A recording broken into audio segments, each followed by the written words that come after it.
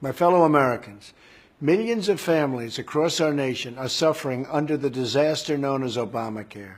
Traveling throughout our country over the last 2 years, I have met so many of these wonderful Americans, and I have never forgotten their stories. In Wisconsin, I recently met a proud veteran and his wife, Michael and Tammy Cushman.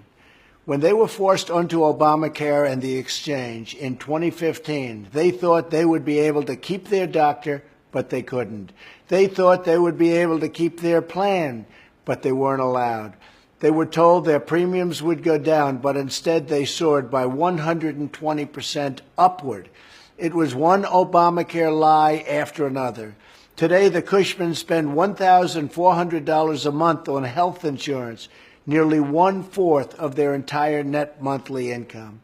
On the same visit, I met another family, Robert and Sarah Stahl. Robert is a volunteer captain for his local fire department. After their Obamacare premiums nearly doubled, they needed extra money, and Sarah had no choice but to leave retirement to pay their bills. But this new income meant they were no longer eligible for the tax credit they had once received, and the federal government actually forced them to repay thousands and thousands of dollars. These families and so many others are victims of a catastrophic law that is wreaking havoc on our healthcare system and our families. Democrats in Congress created this calamity, and now, if we don't act, millions more Americans will be hurt by Obamacare's deepening death spiral.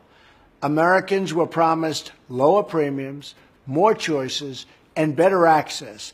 Instead, premiums have doubled nationwide, and insurers are still fleeing the market that Obamacare has nearly destroyed. Americans in nearly 1/3 of all counties have only one insurer to choose from on the exchanges, and many markets may soon have no insurers at all. It really is a disaster. The American people are calling out for relief, and my administration is determined to provide it.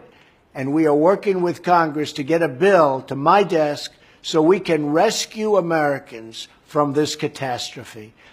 As families across the nation continue to suffer under this law, I only hope that Democrats in Congress will have the political courage to help fix what we know to be a catastrophic situation, a total disaster that they have created, to be part of the solution instead of obstructing, always obstructing change, blocking reform, and doubling down on Obamacare's failure. But no matter what, my administration will never stop fighting for you and for the healthcare system that you deserve. We'll get it done, even if we don't have any help from the Democrats. We'll get it done. Thank you, God bless you, and God bless America.